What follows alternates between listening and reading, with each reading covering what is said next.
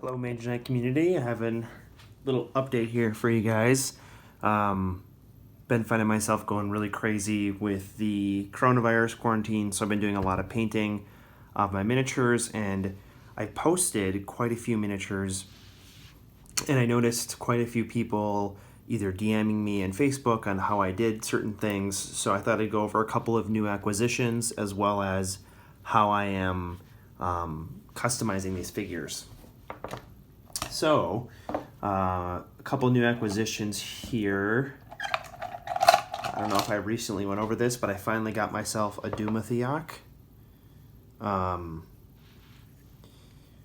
This guy is... Oh, I also have a box opening to do as well of a figure. But I got a Dumathiok. I'm a huge Necropolis fan. And unfortunately, many people know Necropolis figures have notoriously been known to get not necessarily have the most powerful. They have great figures, but they don't. In the sets that were released, they had a lot of underpowered figures. But one of those that's really good is Dumathiok. He's 50 points, so if you play 200 points, he's 25% of your build, but he's got 14 flight, so that's some of the highest movement in the entire game. I think 15 is the highest. And he's only 50 points though, but he also has Weapon Master, Toughness, and Battle Fury, so and he also breaks away on a 1 because he's a mounted figure, so he can do up to 6 damage for 50 points, and he can pretty much fly anywhere, so he's a great harasser, and is an essential to any sort of build that needs a long-range flyer. Let's see here. Actually, you know what? Before I jump into my painted figures, let's open up this box. Sometimes people have crazy paint jobs, or tape jobs. So I actually got this figure. I wonder if someone on the realm's bid on it, but I got it for so cheap. I've seen this figure go for $60 before, and I got it for $10. So you guys will see in a second what this actually is. Maybe 60 was a little too much. Maybe like 40, 50. Man, that was crazy. Trying to keep it quick, but... All right. Man, they really taped this sucker. Okay. Unravel. It's an unlimited unique. I don't think I would ever play this, but my friends might. And it is way cooler than I thought. It is the Regal Draconum. Whoa. This figure is so big in person. I did not realize that this was actually this large on the dial. It like almost belongs on a mounted. Oh no. Maybe that's why it was so cheap. His arm just fell off. Oh my gosh.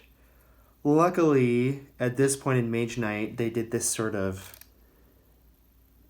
peg-like, so I can just super glue that and nobody would know that that was ever broken, and it looks mint otherwise, but what?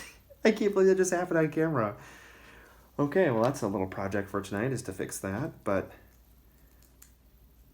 yeah, this thing is just nuts. Has 8 flight for a couple clicks, has 19 defense, which is also, I think, one of the highest. I think 21 is the highest. It's got 14 attack, 14 range with 4 targets, and magic freeze. So this thing is insane. It can freeze your opponent's figures, and I believe it does cause pushing damage. I believe it does if it hits a figure. So this thing can really dish out a lot and paralyze your opponents. So unfortunately, in 200-point games, he takes up most of your points.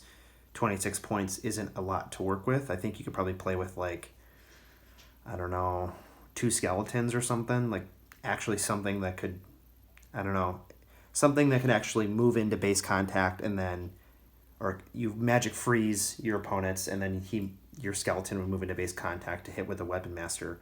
Obviously, with 14 range, he can stay really far away from the battle. And he's got magic immunity, so you can't really mess with him that way. I really do wish he had Magic Blast, though, to get through blocking terrain. So if you get around blocking terrain, this figure really stinks. Awesome. So I also picked up a Pit King. Thank you, David, for that. This is one of my favorite figures in all of Mage Knight.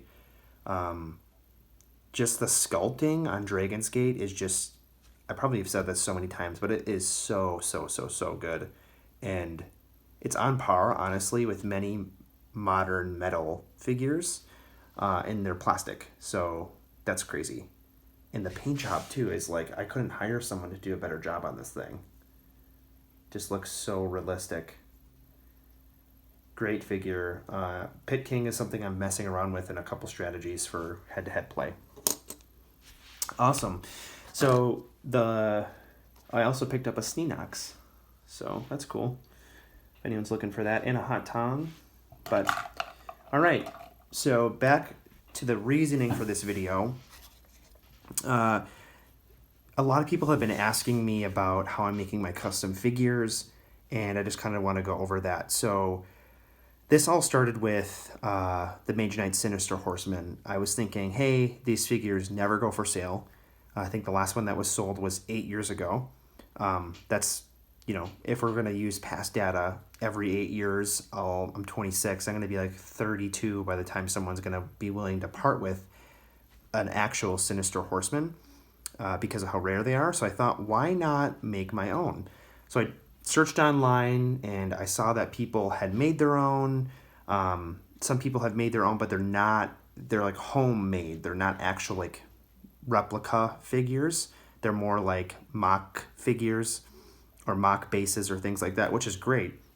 But what I really wanted to do is create a replica that felt seamless, didn't change the play style at all, looked legitimate, and was playable. So what I ended up doing is thinking, okay, so first off, I need to make the dial. So I'm just going to kind of go through what my process was for this. So what I did is I popped off a couple figures, the pretty crappy Rebellion figures, and I was like, okay, these are unplayable. I popped the dials off, and I looked, could I peel the sticker off? So I peeled the sticker off, and then I had a friend who had a printer, a nice printer, so I did a couple test prints, and I printed a couple stickers out, tried them, and I put the figure back on, and I was like, okay, this actually looks like a real Mage Knight dial. And so, by the way, I found a dial template online. I converted it into a PDF so that you can edit it in Photoshop or any sort of Photoshop-esque builder. You also have to download the fonts. All of this stuff is on HeroClix, so hcrealms.com. Under the Mage Knight forum, there is a section of resources. All of this stuff is in there. It's like tons of links. They have battle planner downloads, all that stuff. So I got a dial template, and I built out a dial for some of my chosen figures. So I have one for Death, I have one for Quickblade, and I have one for Vire. Vire and Quickblade are both unlimited, limited edition figures, and they're very rare and very expensive. And so the next step was actually getting, the actual pieces, not the resin, the actual bases to have the stats. And so I thought, who could print for me? And I did some online digging. I did a couple calls, and my local trophy shop, which if you live in the United States, I can almost guarantee you every small community has a trophy shop. These are the shops that kind of make the custom trophies for your school districts, for businesses, for memorials, things like that. And I called them up, and it turns out they do have UV printing that can actually replicate what a dial looks like. The problem is this printing is very, very fragile, and it has to be coated with a light see-through paint in order to protect it. Now that I'm looking, I don't know if this one has it, but I think it does. And so what I did is I found a dial. So this example here is a work in progress because I'm in the process of acquiring a metal Death figure. But I acetoned, I found a figure that had the same arc and same rear arc, so that's key, and it was a junk figure, so there's only a couple in the game, and I happen to have one. And I used an acetone with a Q-tip, and I actually rubbed off the previous stats so that just like the basic stats were here. And then what I did is I had the trophy shop actually print, you can see here, you can see that death is on there, I believe the point cost, as well as his number, and then I had the 10 printed for his range. So now I have a base, and I also have the template printed. What I did is I had it printed at a local FedEx for $1. They printed, and it's high quality, and I got to pick the card stock, so I got a standard card stock, and the print quality is honestly better than the dials that Mage Knight made. So that's pretty cool. So essentially what you have to do is you have to create the dial, you have to find a base, acetone it, and then get it printed at a trophy shop. Then last step is actually acquiring a figure. Now this is actually a finished product here. You can see that this is Quick Blade from Mage Knight Unlimited. And the figurine on here is actually the Mage Knight limited edition medals. And so I ordered one of those for a couple bucks. They're super cheap. People who sell them don't want them. They must have had them in an old hobby shop, or they got them in an acquisition of some sorts. And I essentially painted this myself and matched the colors from a normal skeleton and from Unlimited. Xenox is getting stuck here. So they look fairly identical. I added some of my own custom shadowing to it, but I painted the cape that nice copper color so that it looks limited edition. This has some weight to it. This is a premium figure because it's metal. The thing about Mage Knight figures is that when they are plastic, they lose some of the details. They can break, like this Rico Draconum just did. And as you can see, it actually has the stats there. Might get some shadowing there. But I have the stats. So what I've been doing is these figures that I want that have metal counterparts, I just make the limited edition version. Of course, this gets hard when you talk about figures that don't have metal counterparts. For example, if I wanted to make my own Pit King, that's tough. But there has to be, in my opinion, a sort of alignment of things in place. One, the figures have to be very rare to justify this. Two, they have to have some sort of counterpart that makes sense, whether it's a Mage Knight product, a Ralpartha product. I don't know if you guys are watching this, but Ironwind Metals actually owns Ralpartha. I've actually found Pyre Spirit metal on there, so if you wanted to make your own Pyre Spirit from Unlimited, you can do that. Right here I have my custom Vire that I made. It's honestly probably the coolest figure I own. It looks so freaking cool. The custom shadowing on this is uncanny. It has that perfect copper coloring on him. The black cape. The knife has so much more detail than the plastic figure. The bow also has like a wood grain to it. I don't know if people even knew this, but the original sculpt actually has skulls. I don't even think that's visible on the original. This just looks amazing. Not to mention this figure is very powerful, and I did the same process there. The dial was printed. So this is actually a pretty time-intensive process, but if you're willing to put the time in, you can end up with an end product that nobody owns this. To be honest, this is probably the only Vire in existence that's made this way.